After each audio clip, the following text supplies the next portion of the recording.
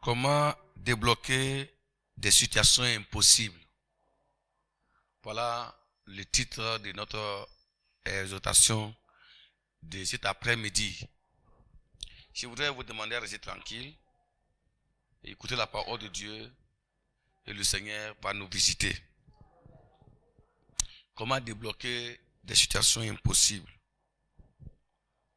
Des situations d'abord impossibles sont des problèmes qui sont au-dessus de la capacité humaine. C'est des situations devant lesquelles la puissance, le savoir et le raisonnement de l'homme ne peut rien.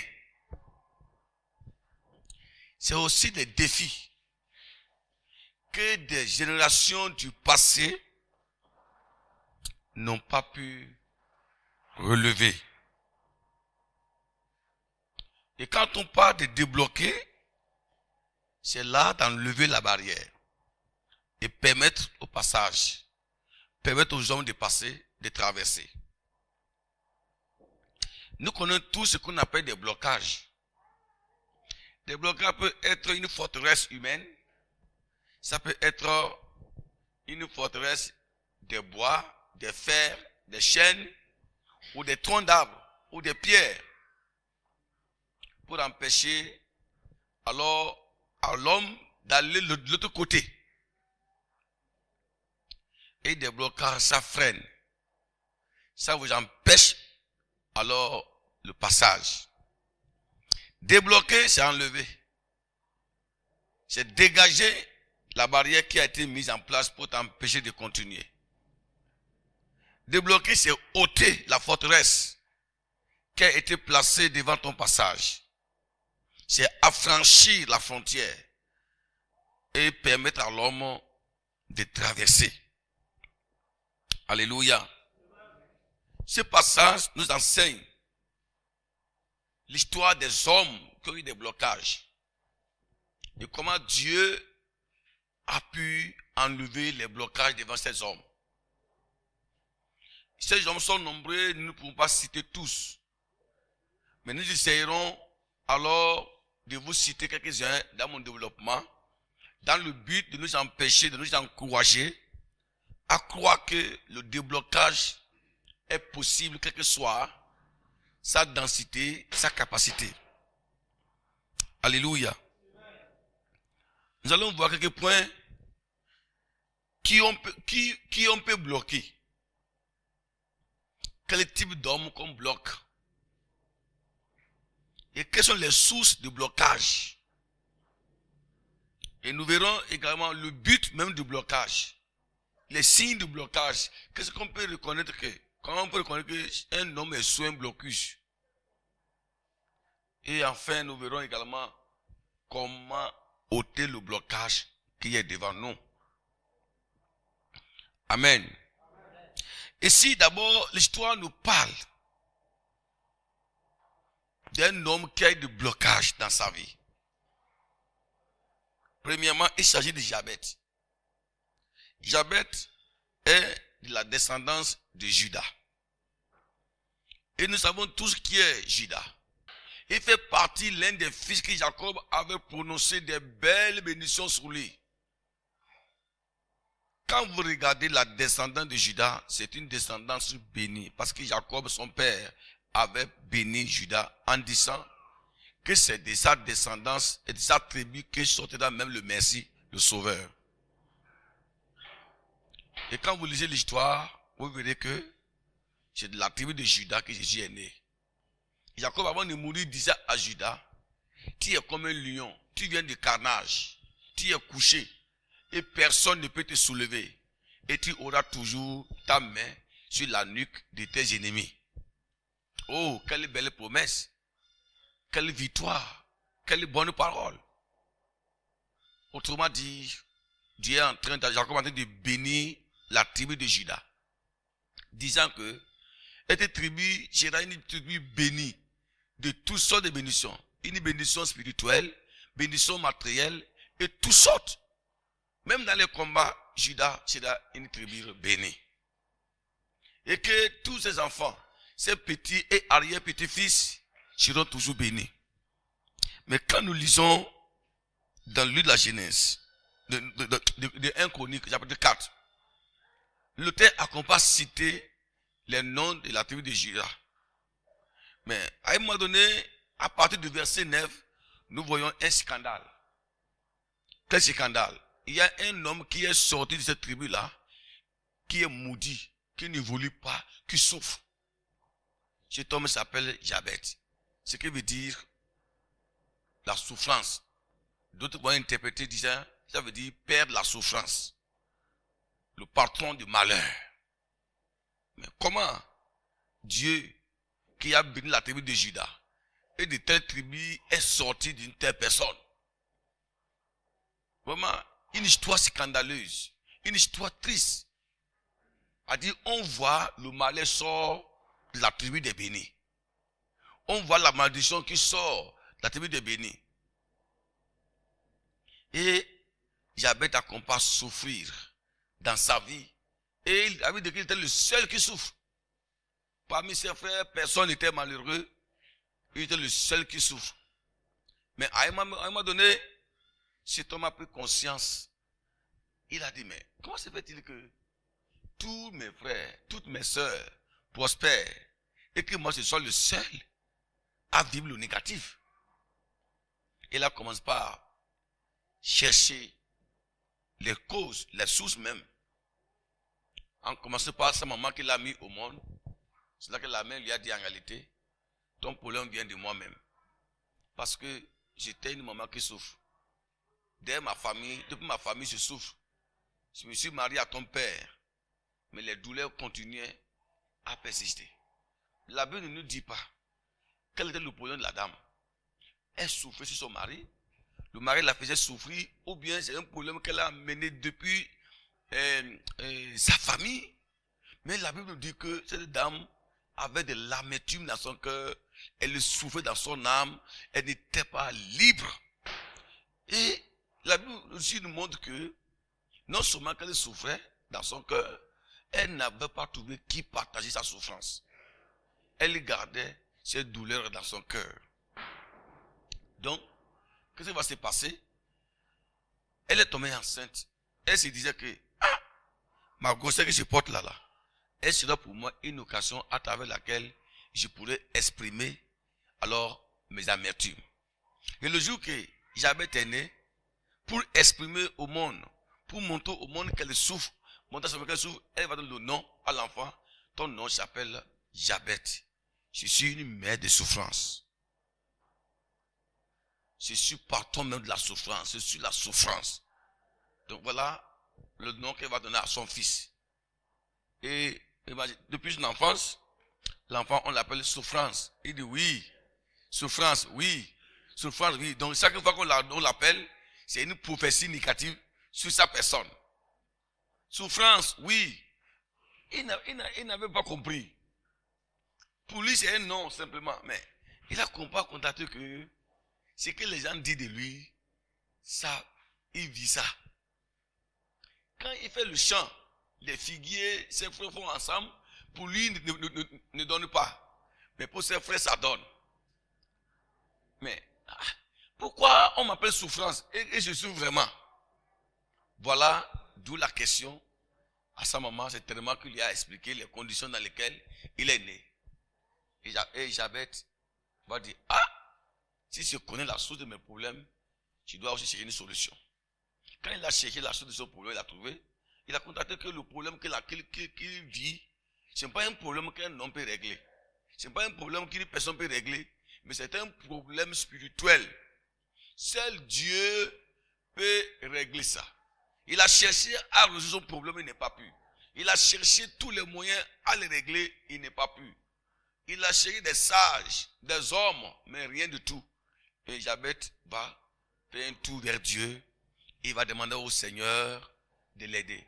Il a fait une prière de vœu à l'Éternel en disant, Seigneur, si tu me délivres de cette souffrance et que tu bénis ma vie, tu me ôtes la souffrance, 3 points de suspension. C'est-à-dire, les 3 points de suspension, c'est les 3 points de la promesse. Il a fait une promesse à l'Éternel, dont le chroniqueur n'est pas attribué importance à sa promesse. Mais le chroniqueur a attribué importance seulement de la situation dans laquelle il est né, le problème qu'il a suivi et la prière de Jabez. Alors, voilà, Jabez a prié et sa vie a changé. Et la Bible déclare et devient l'homme le plus meilleur, le plus heureux parmi ses frères. Alors, à travers cette histoire, nous pouvons déjà voir l'homme qu'on peut bloquer. Et si on voit la vie de Jabez qui était bloqué, mais à la suite, qui était maintenant débloqué. Alors, qui on peut bloquer? Ici, en réalité, c'est vrai que Jabez a eu cette maison de sa maman. Mais nous voyons aussi l'œuvre de l'ennemi derrière. Parce que Jabez, en réalité, quand vous voyez, après le déblocage, ce que sa vie est devenue, on comprend que c'était un homme béni. Un porteur de grâce, un porteur de bénédiction, un porteur, alors, de vie glorieux. Mais, alors, il a été bloqué. L'ennemi a bloqué sa vie pour que cela ne réalise pas. C'est-à-dire, qui on peut bloquer? On peut bloquer une personne qui a des rêves glorieux. Quand vous avez des rêves glorieux, alors l'ennemi passera par tous les moyens pour bloquer, pour que ces rêves-là ne se réalisent pas. Vous voyez, Jabez avait des rêves. Et c'est une preuve qu'il le démontre. Parce que, comment il a eu des pensées à demander pourquoi je souffre. Ça veut dire qu'il rêvait de devenir quelque chose. Et les signes qui montrent qu'il rêvait, c'est le fait que lui-même travaillait. Il travaillait. Il faisait tout pour améliorer sa condition de vie, mais ça ne marchait pas. Il n'était pas un paresseux. Donc celui qui n'a pas de rêve ne peut pas travailler. Celui qui n'a pas de rêve ne peut pas se battre pour améliorer sa vie. Mais au moment où il se battait pour améliorer sa vie, il voit que ça ne change pas. Il a compris que ça ne va pas. Donc, l'ennemi ne bloque pas des hommes vides. Satan ne bloque pas les personnes qui n'ont pas d'avenir. Donc, si vous avez devant vous des blocages, des situations difficiles, voire même impossibles aux yeux des hommes, vous devez vous encourager et dire que, effectivement, vous avez quelque chose de bon en vous. Et bon en vous. C'est des hommes qui ont des rêves que Satan bloque. C'est des femmes qui ont des rêves que le diable attaque. Quand nous lisons dans Genèse 37, 18 à 20, la Bible dit ceci: il le vit de loin, et avant qu'il fût près d'eux, ils complotèrent de le faire mourir. De le faire mourir, c'est-à-dire de bloquer ses rêves. On parle de Joseph ici. Et il se dit l'un à l'autre: voici le faiseur de songes qui arrive. Ailleurs, on va parler, voici le rêveur, ou le fait des rêves qui arrive. Venez maintenant, tuons-le et jetons-le dans le citerne. Nous dirons à notre père qu'une bête féroce l'a dévoré et nous verrons ce que deviendront ses songes. Vous voyez, ici nous voyons les frères de Joseph qui forment une coalition. Une coalition mortelle, une coalition de détruire la vie de Joseph, juste à cause de quoi? Des rêves qu'il avait reçus de la part du Seigneur. Joseph a reçu des rêves pour devenir une grande autorité dans le monde. Il devait être un grand. Et ses frères ont vu ça. Et dans les cas de méchanceté, l'ennemi s'est emparé, les utiliser pour les bloquer. Vous voyez, c'est pour nous dire quoi? Lorsque nous avons des blocages devant nous, ne pensez pas que c'est au hasard. Quand vous avez des situations difficiles devant nous, vous devez vous dire que, il y a quelque chose que Dieu a placé en vous, que l'ennemi est contre. Voilà les hommes qu'on peut bloquer. On ne bloque pas des fous. On ne bloque pas des fainéants. On ne bloque pas des gens qui n'ont pas de rêve. On ne bloque pas des gens qui sont là seulement pour regarder le monde. Si tu es là pour regarder le monde, personne ne peut te bloquer. Tu n'auras pas de problème avec quelqu'un. Si tu es là seulement pour regarder les autres, dans ce monde, si je te dis la vérité, tu n'auras de problème avec quelqu'un. Mais si vous avez des rêves d'améliorer votre vie, de marquer votre vie sur cette terre, de marquer votre trace dans la vie, pour que demain qu'on parle de vous, laissez-moi vous dire que vous aurez des blocages un peu partout dans votre vie. Et ce blocage est un message fort qui vous annonce que vous êtes un grand homme, vous êtes une grande femme, qui vous annonce que Dieu a mis quelque chose en vous.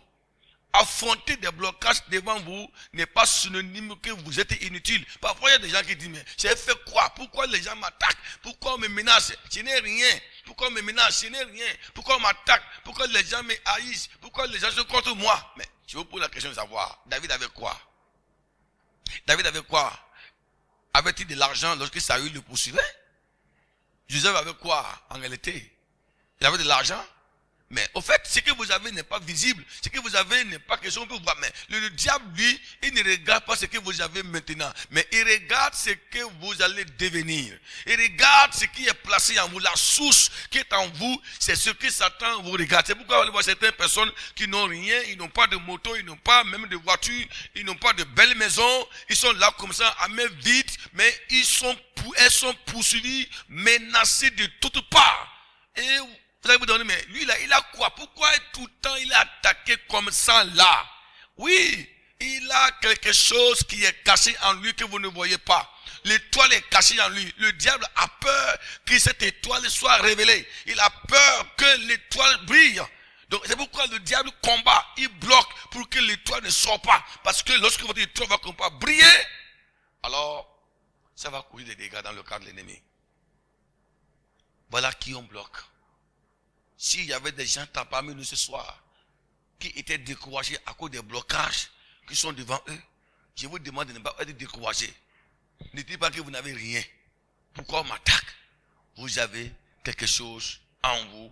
Et c'est cette chose-là qui amène l'ennemi à vous attaquer. Joseph, lui, pouvait dire, mais j'ai quoi? Le simple rêve que j'ai eu là, c'est tout ça. Simple rêve là, que j'ai eu là. Mais Joseph, lui, ne comprenait pas que son rêve là était grand. Son rêve là était un rêve significatif. Il ne savait pas. Mais les frères ont déjà compris. Les frères, eux, ils avaient déjà compris que son rêve là veut dire que demain, il sera les rois, il sera les chefs. Et c'est pourquoi même un jour, son père l'a dit, mais tes rêves te dépassent. Donc tu veux dire qu'un jour, moi, ton père, ta maman et tes frères viendront s'agenouiller devant toi. Donc le vieux Jacob a compris. Et les frères ont compris. Mais lui ne comprenait pas. C'est pourquoi il parlait ça, il parlait en désordre. Et j'ai rêvé. J'ai encore rêvé aujourd'hui. Et j'ai encore rêvé aujourd'hui. J'ai encore rêvé. Vous voyez, il ne comprenait pas du tout ce qui se passe. Mais Joseph aussi, Joseph à ce moment est comme vous parfois. Il est comme ceux-là qui disent, mais j'ai fait quoi on m'attaque? Joseph n'a pas compris pourquoi ses frères l'attaquent. Il n'a pas compris. Mais pourquoi mes frères me mettent dans le puits? J'ai fait quoi? Mon père m'a envoyé vers vous et vous m'attaquez comme ça. Il n'a pas compris que c'est à cause j'ai remarqué que de loin, ils l'ont vu. Pour dire, voilà le feuillet de sang qui arrive. Ils n'ont pas dit ça devant lui pour qu'ils comprennent que c'est à cause de ça. C'est de loin qu'ils disent, ah, voici le feuillet de sang qui arrive. Arrive là-bas, ils l'ont pris, ils l'ont mis dans la citerne.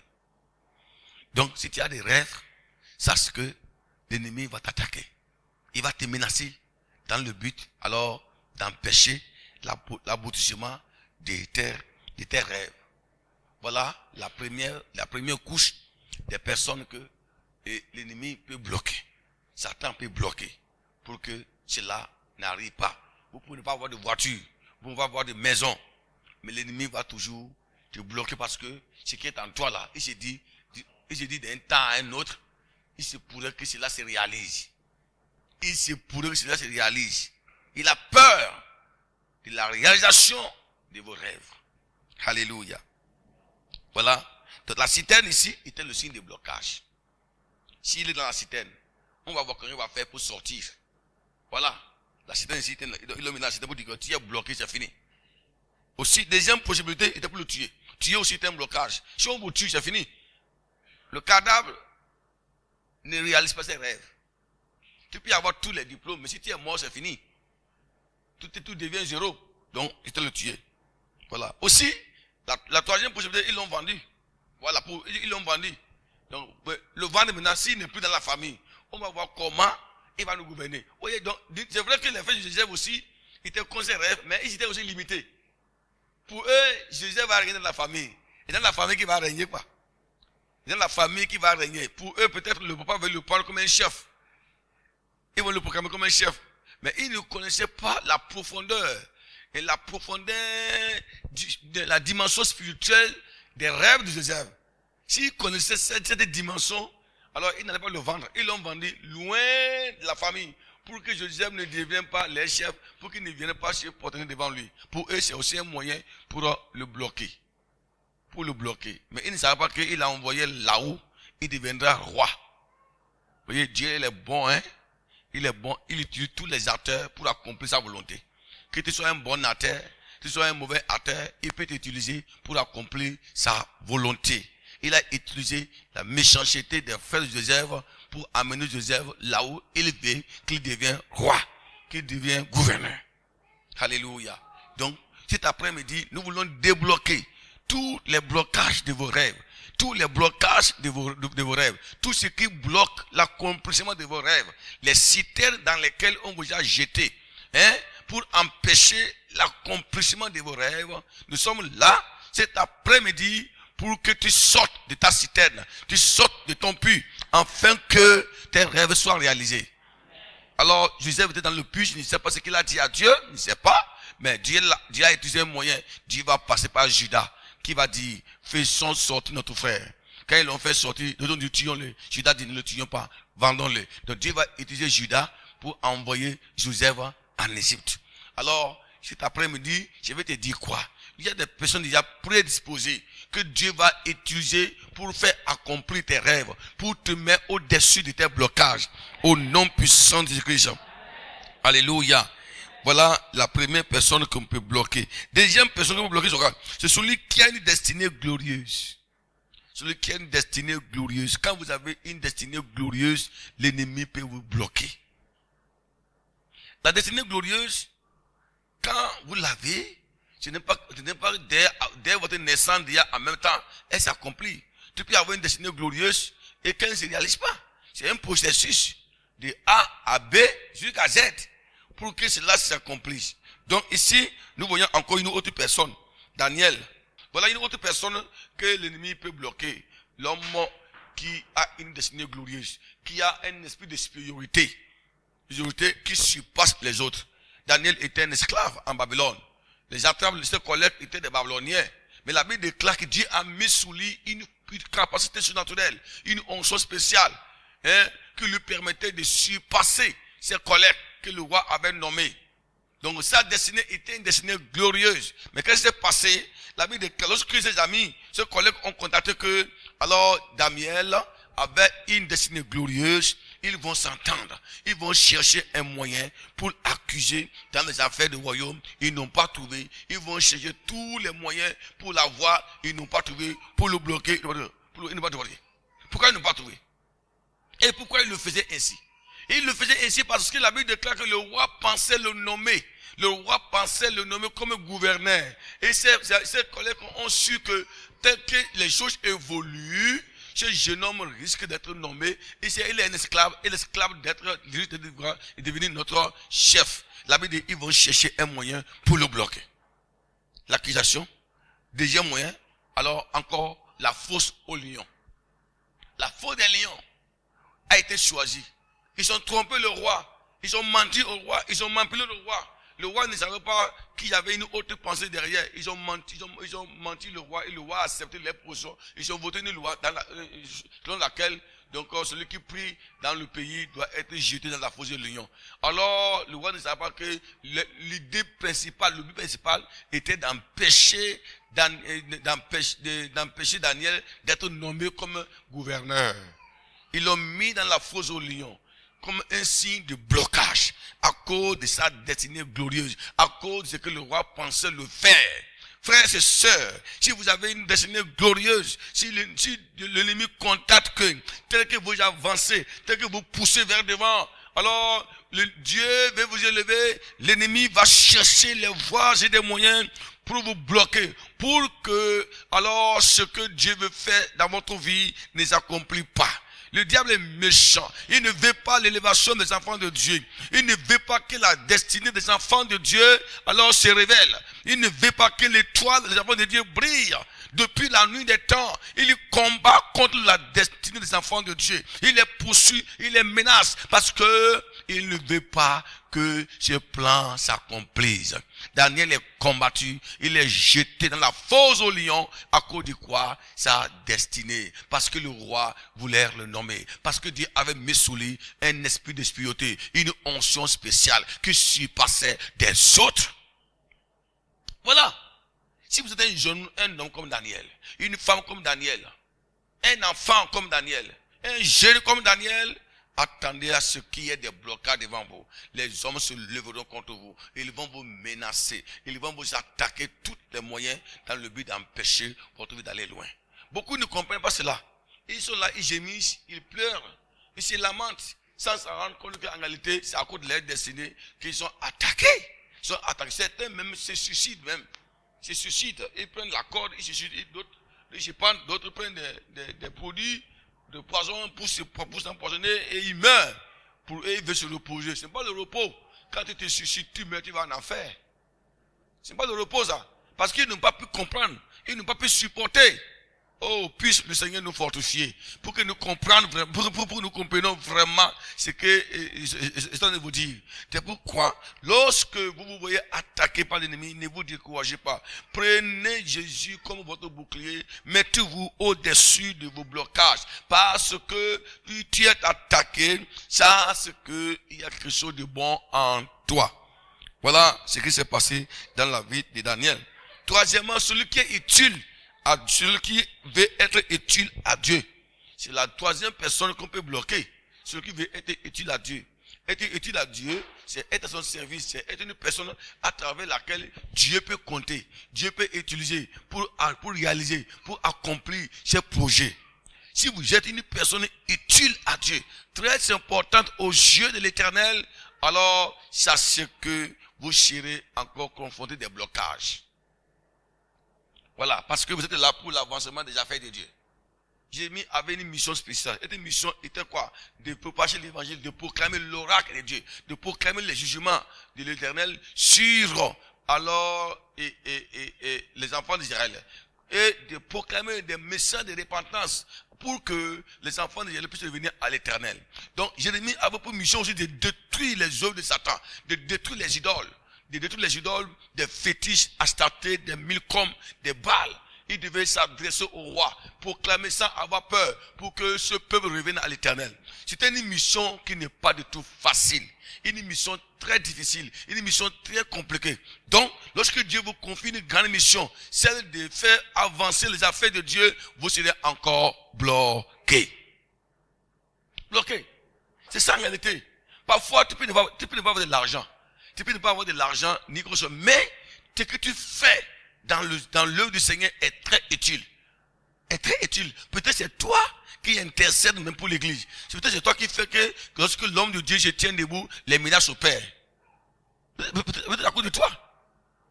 Oui, parfois, quand nous tenons devant le peuple de Dieu, nous prêchons, le miracle s'opère, ce n'est pas parfois notre propre prière. Peut-être c'est la prière de quelqu'un qui est caché dans l'église, on ne sait même pas. Quelqu'un même invisible, qui est caché dans l'église, qui prie pour nous, qui fait que Dieu opère des miracles. C'est ça. Un jour, il y a un grand homme de Dieu qui est tombé malade. Il était allé en coma, il est allé au ciel. Arrivé là-bas, il a vu deux maisons. Une maison qui était en face, une autre maison de l'autre côté. Et c'est ainsi que l'homme de Dieu, l'ange l'a dit, mais voilà ta maison ici. Voilà ta maison que Dieu a conçue pour toi. Et l'ange dit, suivez-moi. Il dit, l'autre côté là. Il dit, voici la maison de l'autre côté. Il dit, c'est pour qui? Il dit, ça c'est pas pour toi. C'est que là-bas là, c'est pour cette dame. Et la dame que l'ange lui a montrée là, c'était une pauvre dame dans l'église. Et l'homme déjà fâché. Il dit, comment moi qui suis pasteur, qui prêche, qui enseigne, qui opère des miracles, hein? La maison de cette dame est plus belle que ma maison. Et pour moi n'est pas belle, comme pour elle. Donc il dit, je suis fâché. Il dit, il veut comprendre. L'ange de Dieu dit, tu sais pourquoi tu prêches? Tu sais pourquoi tu opères des miracles? Cette dame-là, c'est à cause d'elle que tu prêches. Et c'est à cause d'elle que tu opères des miracles. Chaque fois, elle vient à l'église. Elle prie engagée pour toi, mais tu ne le connais pas. Tu ne sais pas. Elle intercède pour toi, mais tu ne sais pas. C'est à cause d'elle que tu prêches. C'est à cause d'elle que Dieu opère des miracles. Si celle-là n'était pas là, tu ne pourras rien faire. Comme c'est elle qui fait que tu te tiens, qui fait que tu prêches, c'est pourquoi sa maison est plus belle que ta maison. Vous comprenez ça? Donc, parfois, nous sommes attaqués. Vous êtes attaqué. Dis, mais qu'est-ce que j'ai? J'ai quoi? Je n'ai rien. Pourquoi je suis attaqué comme ça? Mais peut-être à cause de ta prière. Tu n'as pas de voiture, tu n'as pas de moto, tu n'as pas de moto, ni vélo. Mais ce que tu fais pour Dieu en secret, la prière que tu mènes à l'église, pour le pasteur, pour l'homme de Dieu, pour la vie de l'église, que tu fais en secret là, Dieu te voit. Dieu te voit. L'homme ne voit pas ça. Peut-être même le pasteur ne voit pas ça. Peut-être même le pasteur ne t'a jamais dit un jour, madame, félicitations pour tes prières pour moi. Parce que lui-même ne sait pas. Mais Dieu voit ta prière. Il voit ce que tu fais. Tu n'as pas de voiture. Tu n'as pas de moto, ni de maison. Mais tu as une vie de prière. Et tu intercèdes à cause de toi. L'œuvre de Dieu tient debout. Pour cela, tu seras bloqué. L'ennemi va t'attaquer. Satan aussi va t'attaquer à cause de cela. Il va te menacer à cause de cela. Parce que tu es utile pour Dieu. Tu es utile pour le Seigneur. C'est pourquoi quand vous êtes chrétien, vous devez avoir le discernement. Ne vous condamnez pas, ne vous culpabilisez pas quand vous voyez devant vous certaines difficultés. Vous devez savoir que certains blocages sont dus au fait que je travaille pour le Seigneur, l'ennemi m'attaque, l'ennemi me menace. Avoir des blocages devant soi n'est pas synonyme seulement que j'ai péché, que j'ai commis un crime. L'ennemi peut te bloquer. Même Paul a été bloqué. Il dit, j'ai été empêché par l'ennemi, le diable. Pourquoi Paul a été bloqué? Parce que le diable voyait que Paul allait quelque part, il allait prêcher l'évangile pour sauver des vies. Mais Paul a prié et le Seigneur a enlevé la barrière. Cet après-midi, ta barrière sera enlevée au nom de Jésus-Christ. Le Seigneur va débloquer les barrières qui sont devant toi. Si c'est la maladie qui est ta barrière, si c'est la pauvreté qui est ta barrière, si c'est le foyer qui est ta barrière, si c'est des problèmes, si c'est des mécontentements qui est ta barrière, si c'est quelqu'un qui est ta barrière, je te déclare, cet après-midi, le Seigneur va enlever la barrière pour que tu passes au nom de Jésus-Christ. Cette barrière qui est devant toi depuis janvier jusqu'à cette dernière semaine du mois de décembre, je te déclare, la barrière ne va plus continuer jusqu'en 2024. Elle sera ôtée devant toi avant que tu n'ailles en 2024. Au nom puissant de l'agneau de Dieu. Et pendant que tu écoutes ces messages, cette barrière ôte déjà, elle quitte déjà devant toi et que tu traverses la frontière là. Alléluia. Gloire à Dieu. Si tu es utile à Dieu, tu seras bloqué. L'ennemi va t'attaquer. Les méchants vont t'attaquer si tu es utile à Dieu. Mais si tu n'es pas utile à Dieu, personne ne va t'en vouloir. On peut avoir de l'argent, avoir les milliards et ne pas être utile à Dieu. On peut avoir des maisons, des voitures et ne pas être utile à Dieu. Voilà. Être utile à Dieu nécessite alors un sacrifice. Alors, mes amis, quelles sont les sources des blocages? La première source des blocages, c'est le diable lui-même. Satan est la première source des blocages. Comme dans Daniel, chapitre 10, 12, Daniel dit quoi? Daniel dit que lui-même, il témoigne que le chef du royaume des Perses m'a résisté. 21 jours. Mais voici Michael, l'un des principaux chefs, est venu à mon secours. Je suis demeuré là-haut auprès des rois des Perses. Et je viens maintenant pour te faire connaître ce qui doit arriver à ton peuple dans la suite des temps, car la vision concerne encore ces temps-là. Vous voyez Daniel qui a été bloqué au début là. Dieu l'a fait surtout quoi? De la fosse au lion, n'est-ce pas? Maintenant, Daniel va prier il va intercéder pour son peuple. Daniel, pour lui, il veut que son peuple soit libéré. Son peuple soit délivré de la puissance, alors, coloniale, étrangère, la servitude là. Donc, pendant qu'il priait, il a jeûné 21 jours. Pendant qu'il priait, Dieu lui a envoyé un ange. Un ange qui lui a apporté la solution à ce problème. Un ange qui lui a apporté quoi? Les réponses à sa prière. Des réponses de consolation. de répondre de réconfort, de répondre des richesses, des bénédictions à lui. Mais lorsque l'ange venait, la Bible dit quoi? L'ange, le chef de l'ange, le chef du royaume de Perse, le bloqua sur la voie. Il dit, tu ne passeras pas. Vous comprenez? Dieu a envoyé un messager qui apporte des solutions, des bénédictions, de réconfort, de joie à son serviteur Daniel. On dit l'ange de Perse, le chef de l'ange de Perse est venu le barrer la voie, dit tu n'iras pas. Tu n'iras pas. Tu ne peux pas traverser la frontière. L'ange quitte le ciel pour traverser la frontière qui nous sépare entre la terre et donc il y a une frontière. L'ange de Perse a dit Satan a envoyé son arsenal. Il a envoyé alors ses forces pour bloquer la voie. Et tu ne passeras pas.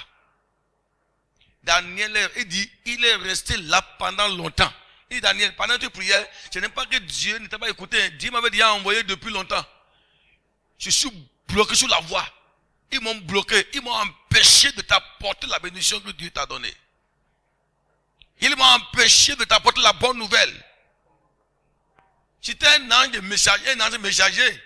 Lui, il n'est pas un guerrier. Aussi, il y a plusieurs types de anges.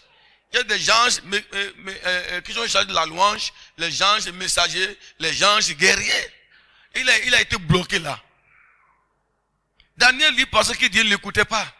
Daniel pensait que Dieu ne l'entend pas. Daniel pensait que c'est quoi qui se passe. Mais Dieu l'avait déjà répondu. Mais en venant, la voie était barrée par le diable. C'est ça qu'on appelle le blocus. Comment traverser la frontière? Le peuple, dans la souffrance, dans la servitude, attend la réponse pour être libéré. Mais le messager est bloqué.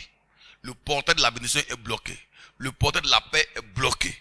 L'homme de la solution est bloqué sur le chemin. Il avait dit quoi? Daniel continuait à importuner Dieu. Il dit, Seigneur, réponds-moi, réponds-moi, réponds-moi, réponds-moi. Dieu dit, mais qu'est-ce qui se passe? J'ai déjà envoyé mon ange pour la solution. Ça veut dire qu'il n'est pas venu. La prière de Daniel a attiré l'attention de Dieu. Là que Dieu va dépêcher Michael, le chef des anges. Il dit, mais il semble que notre messager n'est pas atteint à sa destination. Ah, j'aime Dieu quoi. Il n'est pas atteint là-bas. Allez-y, enlevez le blocus.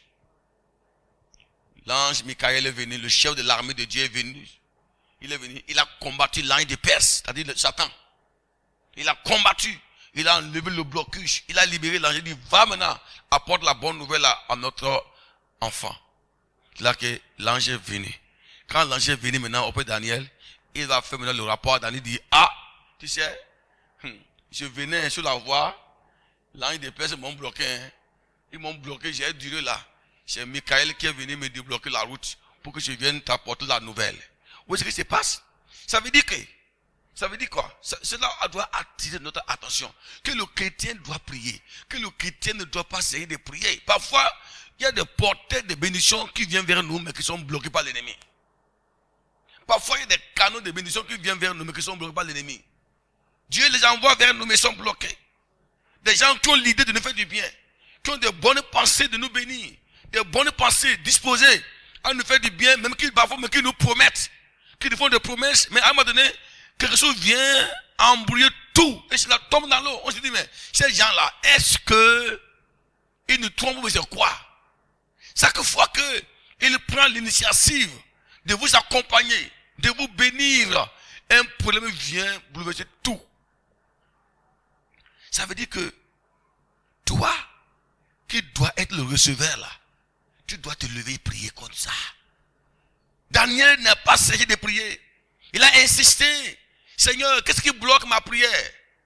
Qu'est-ce qui bloque mon éjongement?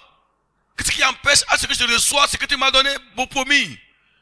Oh Dieu de Moïse, d'Abraham, tu as dit, si on t'invoque le repos, qu'est-ce qui bloque cela?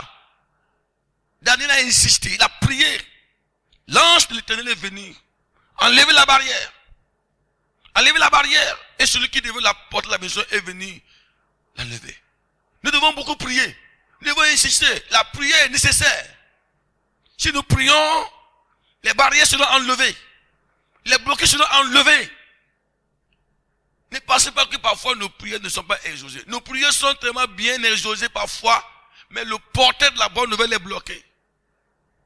Il est arrêté quelque part.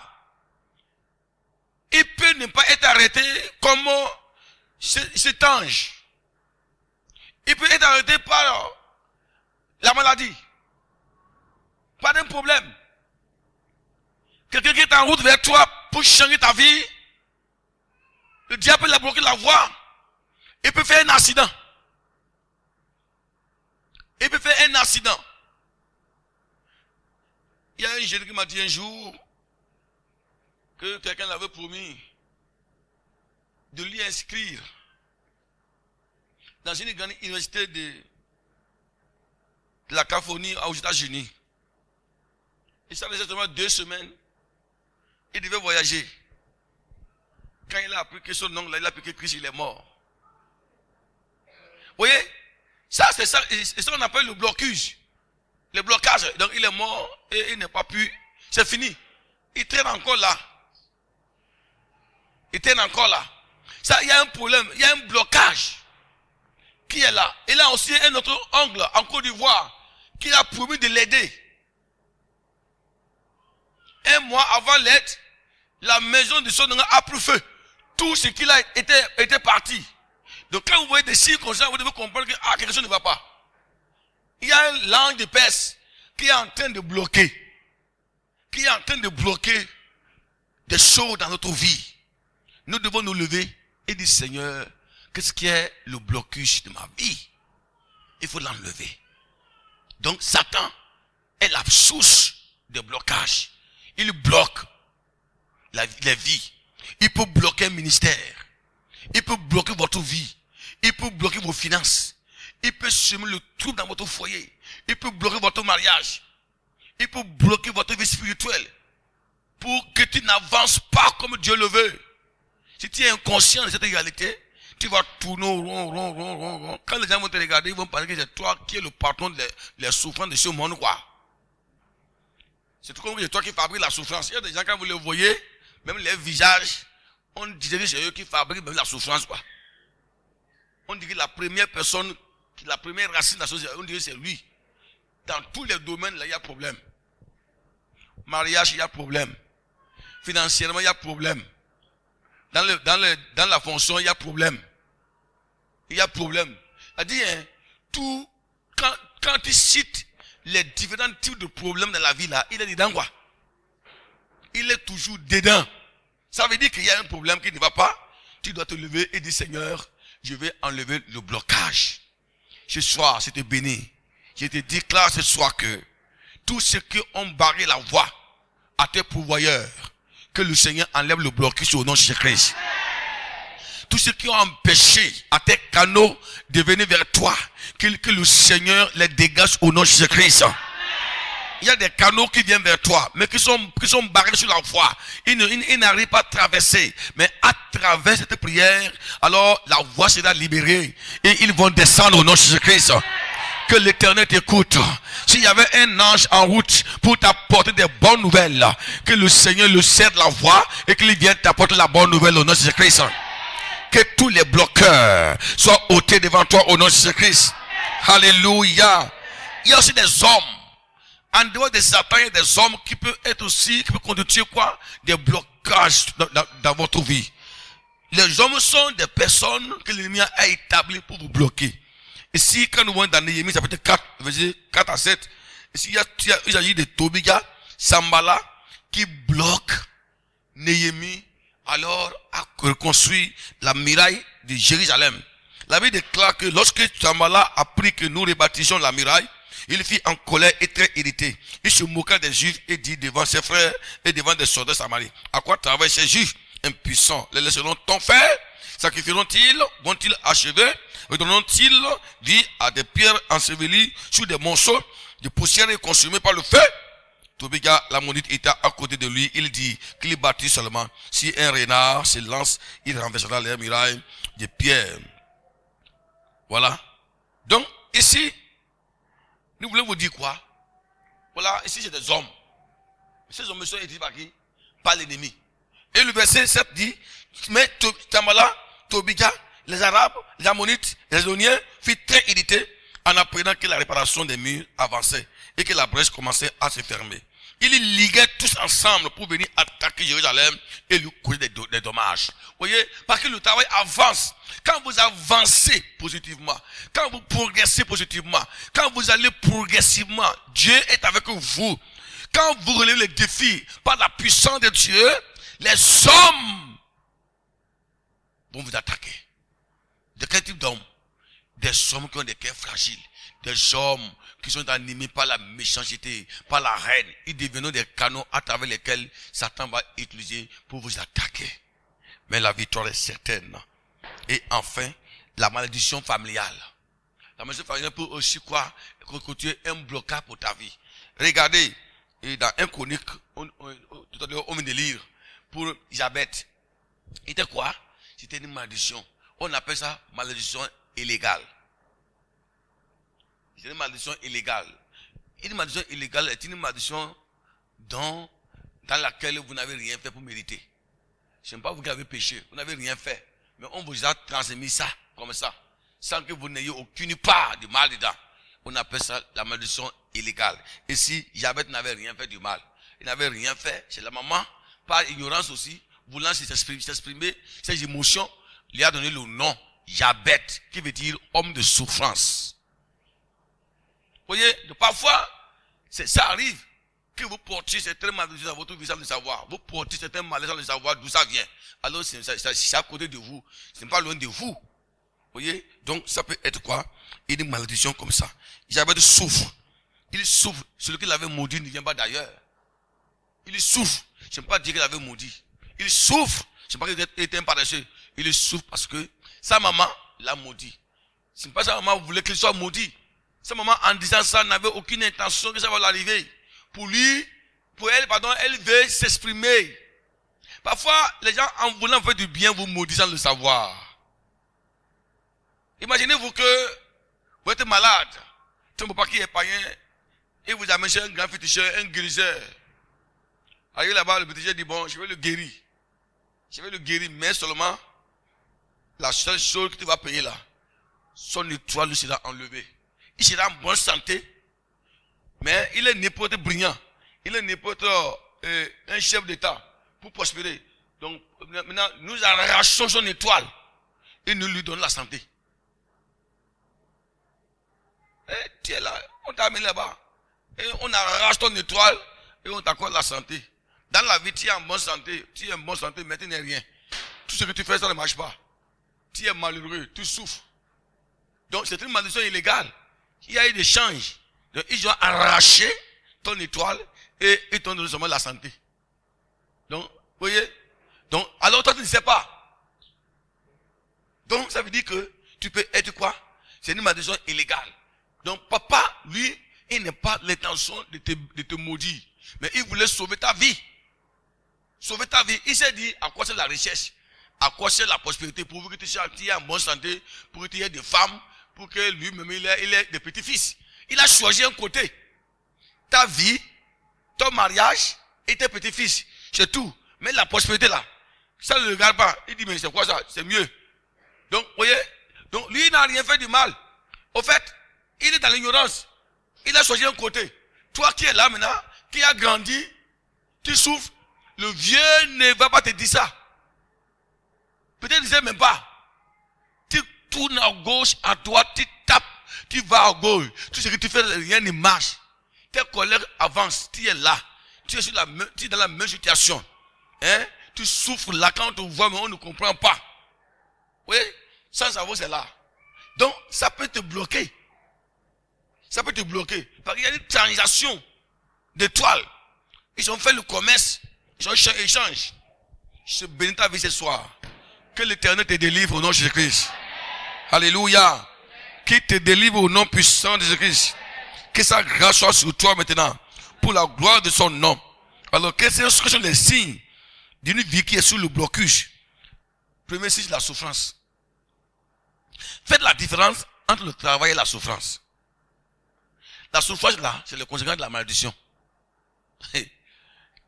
Oui, il y a des gens qui ne savent pas. Qui disent que je dois souffrir. Écoutez, vous ne comprenez pas le sens de la souffrance. Souffrir, c'est se donner trop de la peine. Se mortifier. Hein? C'est manquer de sommeil. Manquer la paix. C'est fatiguer. Inutilement. De la souffrance là. Ce n'est pas une bénédiction. Le mot souffrance a été employé pour la première fois lorsque Adam et Ève ont chuté. Et Dieu dit, la terre te sera maudite. Tu mangeras la sueur de ton, tu vas souffrir. Mais la terre te donnera peu. Donc ici, ce n'est pas une bénédiction que Dieu a prononcée. Il y a des gens qui désirent la souffrance. Quand quelqu'un ne souffre pas, et tout comme que la personne n'est pas chrétienne, et cela devenu quoi? Une doctrine pour les chrétiens. Quand quelqu'un ne souffre pas, quelqu'un n'est pas chrétien. Si tu es un chrétien, si on ne voit pas ta souffrance chronique, c'est que tu n'es pas encore chrétien. Si tu es un pasteur, si on ne voit pas ta souffrance chronique, c'est que tu n'es pas un bon pasteur. Il faut souffrir, être dans une souffrance chronique, être un malheureux. Je me dis, ah non, c'est un vrai chrétien. Tu vois, malgré qu'il souffre, là, il est attaché à Jésus. Hein? Non, il est un bon chrétien, il a la foi. Hein? Ce pasteur-là, depuis que je le connais, j'avais déjà 25 ans aujourd'hui. Il est dans sa souffrance, sur son vélo Peugeot. Mais lui, il est content de ça, il est fier. Il souffre, même pour manger, c'est difficile. La fois dernière, son enfant est tombé malade. Il souffre dans le quartier même. Il a même manqué de l'argent. L'enfant est mort. À cause de la foi. À cause de la souffrance. C'est ça que nous avons comme mentalité. Vous voyez, la souffrance là, écoutez bien, c'est la conséquence du péché.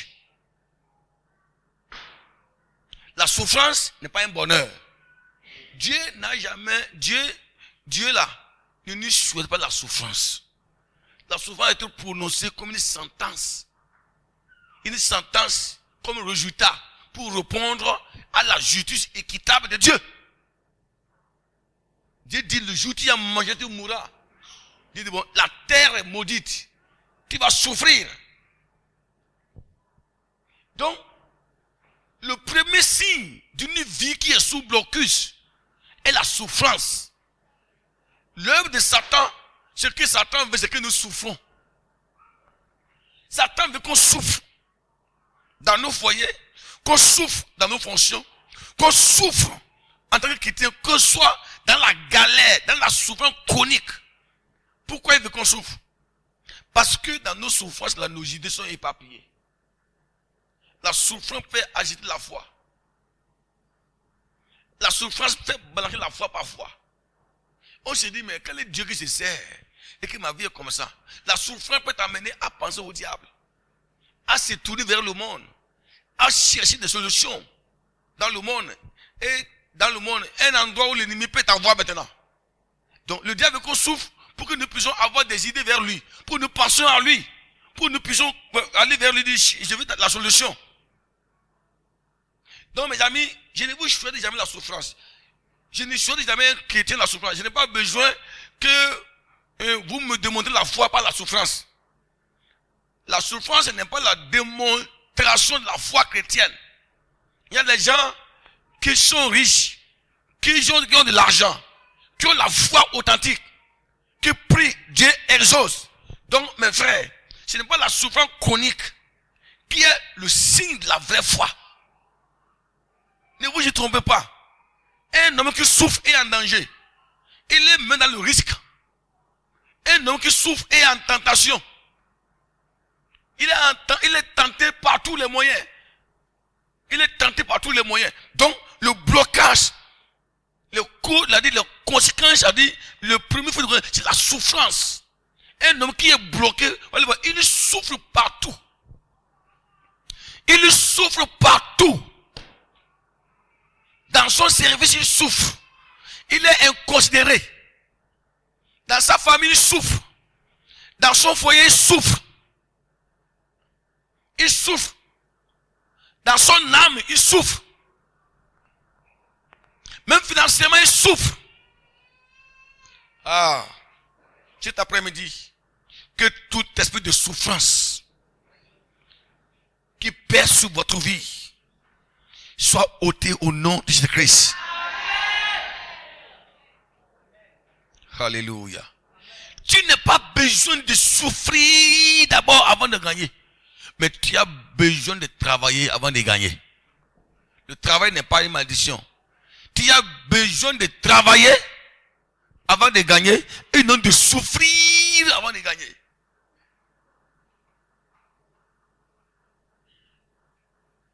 On peut souffrir. Peut-être une épreuve. Ça peut arriver pour un temps. Mais quand votre souffrance est éternelle, il y a un problème spirituel qui est là. Donc, il y a quoi? L'inconsidération. Deuxièmement, l'inconsidération. Quand quelqu'un est bloqué, comment on peut le connaître? Il n'est plus considéré. Un homme inconsidéré, c'est quelqu'un qui n'est pas de valeur. Qui n'est pas de valeur. Ceux qui devaient le considérer sont en avance de lui. Tes petits frères qui devaient te considérer, ils te dépassent. Dans le service, tout ça. Tu es là, tu traînes. Tu traînes là. C'est eux qui te donnent des miettes, des 1000 francs, des 500 pour manger. Tu n'as pas de parole. Dans les réunions familiales, tu n'as rien à dire. Tu es devenu un spectateur pour regarder. Quand tu vas dire, tais-toi. Alors c'est toi qui es l'aîné. Tais-toi là. Oh. Tu as quoi à dire là? Les enfants, 18 ans, te lancent les mots. Tu es là, tu avales tes paroles. Pourquoi? C'est ce qu'on appelle l'inconsidération. Tu n'es plus considéré. C'est une forteresse. Donc l'ennemi peut te bloquer et enlever ta valeur, enlever ton poids pour que tu sois léger dans la société, tu sois léger dans la famille. Lorsque quelqu'un est bloqué, c'est par là aussi on peut le reconnaître. C'est pourquoi il est bon d'enlever ça. Le retard dans la vie. Un homme bloqué est toujours en retard. Parce que quand tu es en voyage, tu dois atteindre pour toi Cotonou. Tu quittes par la cour à 6h du matin. Tu veux attendre Cotonou à midi. Voilà qu'on t'a bloqué à Tchaourou. Et tu peux encore arriver là-bas à midi là. On t'a bloqué pendant 2 heures, 3 heures de temps à Tchaourou, 4 heures de temps. Voir une journée. Ou bien, voir une journée. Et tu peux attendre à Tchaourou là. Tu t'attends là-bas, peut-être dans 2 jours, on te bloque toute la journée. Ça veut dire que c'est dans le retard. Donc, les signes du blocage, le retard.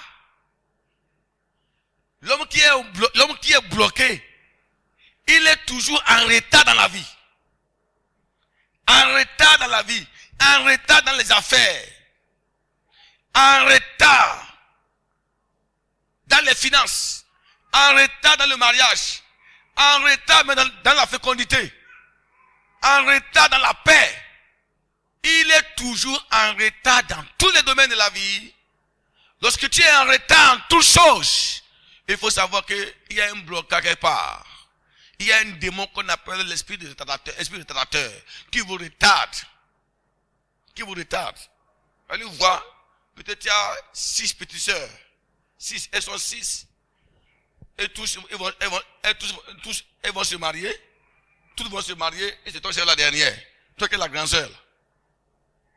Pendant que tes petites sœurs ont déjà 5 enfants, 6 enfants, 6 villages, 6 veut beaucoup. Et tu es en train de traîner, tu cherches encore une grossesse, tu ne trouves même pas. Et la sœur grossesse, tu as encore trouvé là, c'est encore un problème. C'est des combats sur combats. On va te faire coucher à l'hôpital, les pieds en l'air. La sœur grossesse là, les pieds encore en l'air. Pendant des mois. Et encore peut-être même la fin, on va dire que c'est encore gâté. Oh, tes petites sœurs ont déjà 5 enfants. C'est un esprit de retardateur. Quand c'est comme ça, il faut savoir que quoi? Tu es sous blocus. Il y a un blocage quelque part qui est là. Tout esprit retardateur qui bloqué dans ta vie, je prie pour toi que le Seigneur t'enlève cela au nom de Jésus-Christ. Je veux que cet esprit-là ne continue plus jusqu'en 2024 pour toi. Cet après-midi, que le Seigneur enlève ça dans ta vie au nom de Jésus-Christ. Toute force qui te retarde, qui empêche ton avancement financier, ton avancement matériel, ton avancement de fécondité, ton avancement de mariage, je prie pour toi que cela soit enlevé dans ta vie au nom de Jésus-Christ. Que Dieu t'en délivre au nom de Jésus-Christ. Tu ne peux pas continuer comme ça, dans une telle vie, une vie de misère, une vie de retard dans ta vie. Pendant que tes promotionnaires ont construit, ont des voitures, d'autres de motos, et dans ce moment, toi maintenant, tu es toujours Jémia. Jémia. Et si tu as encore de l'argent, c'est encore même mieux. Peut-être que tu n'as même pas de l'argent, pas Jémia. C'est difficile quoi. C'est difficile. Et tu es à pied, les dettes jusqu'au cou. Pour manger, c'est un problème. Et on te donne un nouveau nom maintenant. Celui qui demande, mais qui ne l'embauche pas. Vous voyez? Or, toi, tu es encore là, en ta terre. Tu es obligé d'aller négocier avec un de tes collègues. S'il est gentil, il dit, bon, viens chez moi. Tu es là. Et on te lave. Tout ce qu'il dit, on dit, toi, tu es là. Donc, pendant que d'autres sont en train de réaliser, et dans ce moment maintenant, toi, tu viens de prendre une vieille moto, les maths d'alors là, détends. Et c'est en train de dire, tu es ça. Quand on voit même le visage de ta moto là, on voit même le visage de ta moto, on voit déjà le royaume de la souffrance sur ta moto. Le royaume de la souffrance, tout est cadavré. Le rétroviseur est cadavré, chapeau est cadavré, fauteuil est cadavré, tableau est cadavré, démarré cadavré. Tout est cadavré. Et on va dire que non, c'est la foi chrétienne. Le Seigneur au contrôle. Ça ira bien. Oui, tu es la foi. C'est une preuve qui montre que Dieu est avec toi. Mon frère, c'est faux. C'est une preuve qui montre que tu es bloqué. Faut prendre, ne prenez pas des blocages comme un signe d'encouragement. Non. Comme le disait le mari de Anne, Elkanah, il faut le laisser, ce n'est pas un problème. Mais si ce n'est pas d'enfant, hein, je t'aime. Je t'aime déjà. Mon amour pour toi, tu es plus qu'un enfant pour moi. Je t'aime déjà, mon amour pour toi, je ne sais pas tout. Mais tu l'aimes plus que tout. Pourquoi tu as pris une deuxième femme? Pénina. Vous voyez, tu dis que mon amour pour toi est grand, tout ça. Pourquoi il a pris deuxième femme? Tout le temps, Anne, je t'aime. Prends courage. Anna dit, c'est vrai. Tu m'aimes, mais ce n'est pas ça le problème. Anna dit, je refuse d'être stérile. Elle est allée dans le temple de l'Éternel. Elle a dit, Seigneur, je refuse d'être stérile. Donne-moi un enfant. Change ma condition de vie. Ça là, je refuse cela. La Bible dit, elle a prié. Dieu lui a enlevé le blocage, la honte là. Et elle enfanta un fils. Et après, lui encore, deux enfants sont venus. Si Anna avait pris ça comme une fatalité, oh, maman a dit que même déjà, c'est bon déjà, c'est fini là, elle serait stérile. Mais Anna dit non. Mes frères, ne prenez pas des blocages de votre vie comme une fatalité. Levez-vous et dites non à ce qui est négatif. Levez-vous et dites non à ce qui ne vous convient pas. Levez-vous et dites non à ce que Dieu n'a pas dit. Levez-vous et dites non. Si vous voyez des signes qui apparaissent dans votre vision, des signes négatifs, il faut se lever et dire non à cela. Le chrétien, alors, est un petit Dieu aussi. La Bible dit, il est écrit, vous êtes des dieux. Comment des petits dieux seront comme des fourmis, des mouches, hein? Des cliquets. Nous devons nous lever et changer nos mentalités. Alléluia. Voilà, donc il y a le retard et c'est comme ça. Et quoi encore? Des petits problèmes. Des petits problèmes circonstanciels, quoi. Un homme qui est sous blocage, hein, vous voyez, il a tout des petites choses, quoi. Il n'est pas un jour, il peut dire qu'il a une joie parfaite. S'il quitte dans telle chose, il va dans telle encore. Quand il quitte un problème là, il va dans l'autre. Il a dit, aujourd'hui, il est guéri. Les mots de vente sont terminés, il est guéri. Hein? Demain, pas la moto, il va aller à Waré. Et j'avais le corps et le pied. Le corps et le pied, il a encore, le pied est encore cassé. Il est encore à la maison. Vous voyez? Il est encore à la maison. Donc, le jour que le pied est guéri, alors, il va au service. On lui dit, il faut faire un rapport pour déposer. Il oublie quelque chose. On dit encore, mais pourquoi tu n'as pas fait le rapport là comme ça? On dit, bon, tu es garde à vue. On dit, regarde. Petit problème comme ça là. Il sort ici, il va là-bas. Il sort de la prison, on lui dit encore que ton enfant vient de piquer crise. Et tout le temps là, vous le voyez en couche. Il est en couche, il va là-bas. Toujours lui là. Il a les yeux rouges. Il a les yeux rouges partout. Il est ici, il va là-bas. Toujours des problèmes. C'est quelqu'un qui ne manque jamais de problèmes. Si vous ne manquez jamais de problèmes, si vos problèmes sont toujours journaliers, il faut savoir qu'il y a un blocage quelque part. Il faut te lever du Seigneur. Qu'est-ce qu'il y a la base? J'enlève ça. Tant que la racine n'a pas été enlevée, tu vas courir, tu vas mourir avant ton temps. Les gens vont s'apitoyer pour toi pour fatiguer. Il y a des gens comme ça. On dit non, c'est son sort. Il est comme ça. Donc, voilà. Et quelques signes qu'un homme est bloqué. Alors, comment les débloquer? Ici, nous voyons ce que l'autre a fait, non? Nous voyons ce que j'avais à faire. Premièrement, il faut prendre conscience que ça ne va pas. Prenez conscience que ça ne va pas. Donc, si vous ne prenez pas conscience que ça ne va pas, vous serez toujours là. Prenez conscience que ça ne va pas. La prise de conscience est la première solution. Voilà. La prise de conscience est la première solution. Prise de conscience, ça ne va pas. J'avais pris conscience, ça ne va pas. Pourquoi moi là, tous mes frères sont heureux et moi je souffre? La question n'est pas une question de convoitise, mais c'était une question qui veut l'amener à chercher la solution. Prenez conscience. Deuxièmement, si vous prenez conscience, alors exposez vos problèmes à l'Éternel. Il a prié. J'avais été un croyant fervent. Il a prié et dit, Seigneur, sauve-moi. Il n'est pas allé vers les dieux étrangers. Il n'est pas allé vers les dieux mieux comme Achaté. Il est allé vers Dieu. Il dit, Seigneur, sauve-moi, ma vie ne va pas. Il a prié extrêmement. Et il a fait une prière de vœux, une prière de promesse. Si Seigneur, ma vie change, je vais te faire ceci. Il fait ceci. Prier. Il avait dit qu'elle a prié. Quand Jabet a prié, il a fouillé pour voir la cause vient d'où. Et c'est lui-même qui a bloqué sa propre vie. Ou bien, c'est un péché qu'il a commis, ou bien ça ne vient pas. Après avoir fouillé, il a trouvé que ce n'est pas lui qui a péché. C'est la maman qui lui a fait ça de manière inconsciente. Il n'a pas pris pardon, sa main en encul, non. Il a demandé à Dieu, Seigneur, donne la solution. Il a prié, Dieu l'a enlevé ça. Alors, et quand vous dites le verset, la suite, maintenant le roi maintenant, quand vous dites le texte de 1 Chronique 4, donc quand vous lisez maintenant, le roi parle des résultats de la prière de Jabet. Il dit, Jabet quoi? Il était condamné parmi ses frères. Mais le bas part de quoi?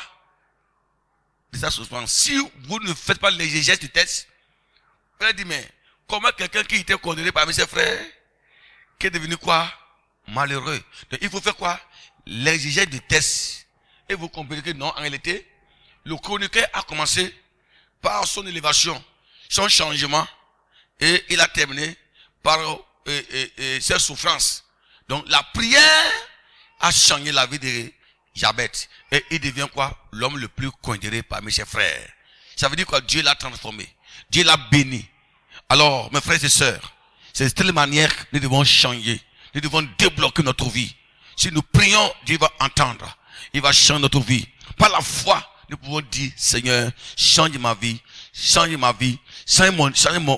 ma situation qui est bloquée. Alors, frères et sœurs, as-tu un blocage devant toi? As-tu un blocage devant toi? Qu'est-ce Qu'est-ce qui est impossible à tes yeux? Quelle montagne devant laquelle tu pleures? Qu'est-ce qui ne va pas dans ta vie? Qu'est-ce qui te fait réfléchir dans ta vie à travers ce que tu as entendu? Quels sont les points focaux sur lesquels votre vie est centrée et qui vous font mal? À travers ce message, je voudrais vous inviter tous à prendre conscience de votre état, prendre conscience de votre vie, à croire en Dieu, à prier le Seigneur, à demander l'aide du Saint-Esprit. Il va vous aider afin que la solution de notre vie soit trouvée. Jésus n'est pas loin de toi. Celui qui a changé la vie d'Élisabeth, qui a délivré Daniel de la fosse de lion, Joseph de la citerne, Jérémie aussi de la citerne. Il est capable aujourd'hui de vous délivrer. Quelle que soit la grandeur de votre montagne, sa taille, quelle que soit la forteresse qui est bloquée devant vous, laisse-moi te dire que avec la prière, tout est possible à celui qui croit. Ne dis jamais, c'est fini, c'est impossible, c'est fini, c'est pas encore fini. Dieu veut te toucher. Dieu veut changer ta vie. Dans tes entrailles, tu vas entendre les cris de tes enfants. Dieu va te répondre. Toi qui es menacé, Dieu va te délivrer. Toi qui es malade, il va te guérir. Toi qui es souffrant, il va t'accorder la solution à tes problèmes. Il est fidèle et net, sérieux, confiant, respectueux. C'est Jésus là. Il dit et il le fait. Si tu ouvres ton cœur cet après-midi, il va le faire pour toi. Il va te consoler. Celui qui détient ta santé, qui détient ton foyer en main, il va le relâcher pour toi au nom de Jésus-Christ. C'est pour cela que je voudrais nous demander à ce que nous tournons nos regards vers le Seigneur. Tenons-nous debout. Nous allons chercher la face de Dieu et demander à l'Éternel de débloquer notre vie. Maintenant, au nom puissant de Jésus-Christ. Alléluia. Toutes vives